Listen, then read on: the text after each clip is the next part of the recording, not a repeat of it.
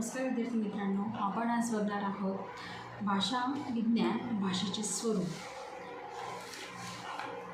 भाषा म्हणजे एकमेकांशी संवाद साधणे. भाषा या माध्यमातून आपण एकमेकांशी संवाद साधत असतो. व्यक्ती व्यक्तींमध्ये असो, समूह समूहामध्ये असो. भाषा माध्यम हे आपल्याला जीवन सुकर करण्याचे एक माध्यम आहे. आणि भाषा वेगवेगळ्या प्रकारची समजा भाषेच्या पहिले अंगिक हावभाव, दृश्यचिन्हांची भाषा, लिपिबद्ध भाषा, मौखिक ध्वनींची भाषा, अशी माणसाने भाषिक प्रगती करून घेतली आहे. भाषा हा शब्द भाष म्हणजे बोलणे या अर्थाने वापरला जातो. मानवी मुखावाटे निघालेल्या ध्वनींचा सार्थ समूह म्हणजे भाषा. भाषा शब्दाला इंग्रजीत पर्याय शब्द आहे लँग्वेज. पण स्पीच, टंग आदी पर्याय शब्दांवरून भाषा ही मौखिक असते हे सिद्ध होते. भाषा म्हणजे मानवी मुखावाटे निघालेल्या ध्वनींचा सार्थ समूह. भाषा ही मानवी जीवन सुखकर करण्याचे साधन आहे. मग प्राध्यापक कृपा कुलकर्णी, प्राध्यापक रभा मंचरकर, नागो कालेलकर आदी भाषा विशारदांनी विवेचन केले आहे. व्यक्ती समाज यांच्यामध्ये सुसंवाद व्हावा व समाजव्यवहार सुरळीत चालावा म्हणून भाषा हे माध्यम निवडण्यात आले आहे. सर्वांच्या सहज स्वाधीन असणारे व श्रेष्ठ विनिमय साधन म्हणजे भाषा होय. भाषा समाजव्यवहाराचे महत्त्वपूर्ण विनिमय साधन आहे. भाषा आणि त्यांना एकत्र आणणे हाच मूलभूत त्याचा हेतू आहे. भाषेचा परस्परांचे मनोगत कळविण्याचे भाषा हे एक माध्यम आहे. भाषा व्यवहाराची स्थूल विभागणी करता येते. ध्वनी हा भाषेचा अत्यंत महत्त्वाचा घटक आहे. जर ध्वनी निघाला नाही, तर आपल्या मुखातून ध्वनीच जर आला नाही, तर भाषा हे कधीही आपल्याला शक्य होणार नाही. त्यामुळे भाषेचा महत्त्वाचा घटक म्हणजे ध्वनी हा होय. मग ध्वनी अर्थ देण्यापेक्षा असतात. भाषेत उपयोगात आणलेल्या ध्वनींच्या भाषेत स्थान असते. अशा ध्वनींना स्वन ही आधुनिक संकल्पना आहे. मानवेतर प्राण्यांचे ध्वनी ठराविक असतात. त्यांना विशिष्ट अर्थ असतो. त्यात बदल होत नाही. मानवाने सुरुवातीला अभिव्यक्तीसाठी पुढील माध्यमे वापरली आहे. अंगिक हावभावांची भाषा. ज्याप्रमाणे पूर्वी भाषा विकसित होण्याच्या आधी मानवाने एकमेकांना अंगिक हावभाव करून एकमेकांच्या म्हणजे खुणा करून आपल्या मनात भावभावना ते एकमेकांपर्यंत पोहोचण्याचं काम ते करत असत. दुसरं म्हणजे दृश्यचिन्हांची भाषा. अंगिक हावभावाची भाषा ही जर कोणी समोर असेल तरच उपयोगाची आहे. पाहणारा किंवा ऐकणारा जर दूर अंतरावर असेल तर दृश्यचिन्हांची भाषा ही उपयोगाची होत नाही. त्यानंतर लिपिबद्ध भाषा. तरीही चिन्हमय भाषा ही अपुरीच आहे. ही सार्वकालिक नाही. हजारो वर्षापासून मानवी इतिहास व संस्कृती कशी होती याचा बोध ह्या भाषेतून होत नाही. म्हणूनच माणसाने लिपीचा किंवा अक्षरमालिकेचा शोध लावला.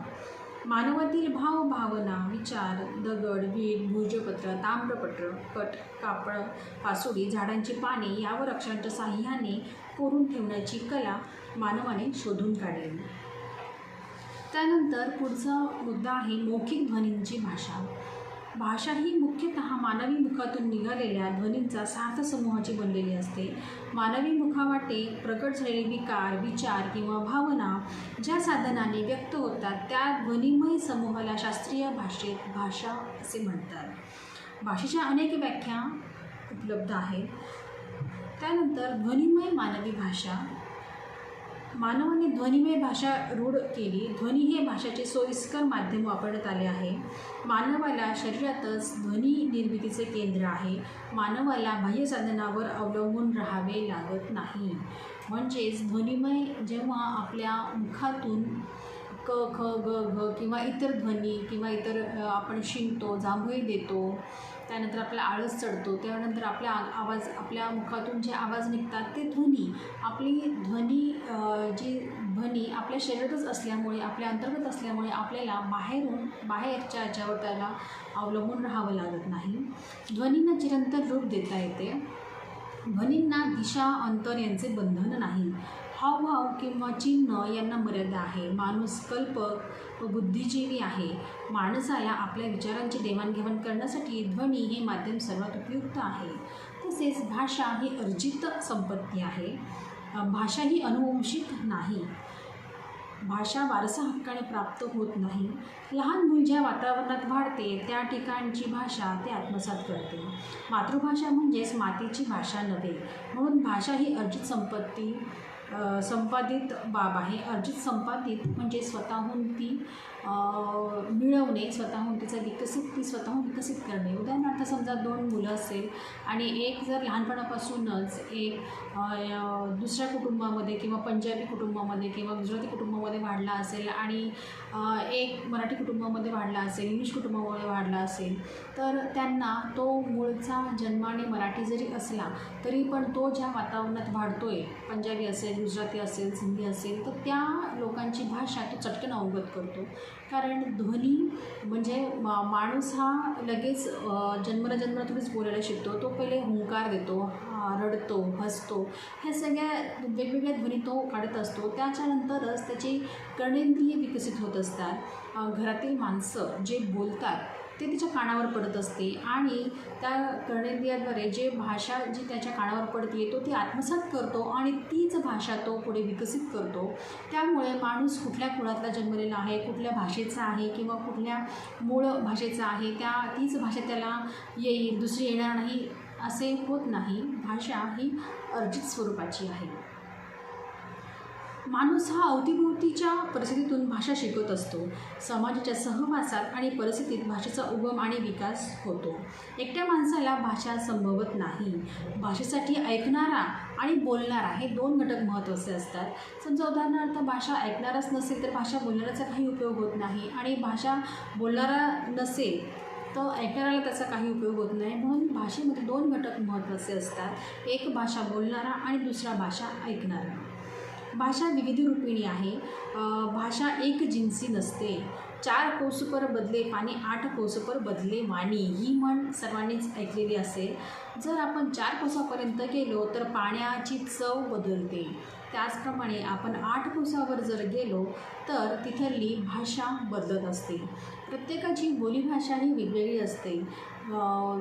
पूर्णतः वेगळी जरी नसली तरी काही शब्द त्यांच्यामध्ये वेगवेगळे असतात. त्यांची चाल वेगळी असते, त्यांची बोली वेगळी असते. उदाहरणार्थ आपण जर वऱ्हाडी भाषा पाहिली, खानदेशी भाषा पाहिली, मराठवाडी बोली पाहिली तर ह्या लकबी आपल्याला दिसून येतात. भाषा सामाजिक संस्था. सामाजिक व्यवहार सुरळीत चालावा म्हणून भाषेचा उपयोग केला जातो. संदेशन हे भाषेचे प्रमुख ध्येय आहे. भाषेचे प्रमुख ध्येय म्हणजे संदेशन. एकमेकांच्या प्रती एकमेकांच्या भावना पोहोचवणे, व्यक्त करणे आणि समाज व्यवस्था जी आपली आहे ती सुरळीतरित्या चालू राहणे. भाषेचे सामाजिक अंग हे तितकेच महत्त्वाचे आहे. व्यक्ती आणि समष्टी अशा दोन्ही पातळीवर भाषा कार्य करीत असते. भाषा वाचिक, मौखिक व लिखित स्वरूपाची असते. भाषेचा उपयोग बुद्धीने करावा लागतो. त्यात मुत्सद्दीपणा आवश्यक असतो. समाजाच्या सर्वांगीण विकासात भाषेचा फार मोठा वाटा आहे. समाजाचे संवर्धन भाषेने होते. हावभाव, वाचिक, भाषा लिखित, भाषा यांत्रिक भाषा असा भाषेचा प्रवास दिसून येतो. भाषेची सामाजिकता महत्त्वाची आहे. मूकसंधानांचा विचार भाषेत केला जात नाही. सामाजिक व्यवहाराचे भाषा हे सर्वात श्रेष्ठ साधन आहे. समाज आणि भाषा या एकाच नाण्याच्या 2 बाजू आहेत. भाषेची निर्मिती समाजातून होते. भाषेची प्रगती आणि भाषेचा उपयोग समाजासाठीच होतो. लहान मूल हे समाज, कुटुंब, परिस्थिती यातून भाषा शिकत असते. लहान मूल भाषा प्रथम आईकडून शिकते, नंतर पुढे समाजाकडून शिकते. भाषा म्हणजे समाजाचे एक महत्त्वपूर्ण अंग होय. विद्यार्थी मित्रांनो, आपण या व्हिडिओमध्ये इतकंच बघूया.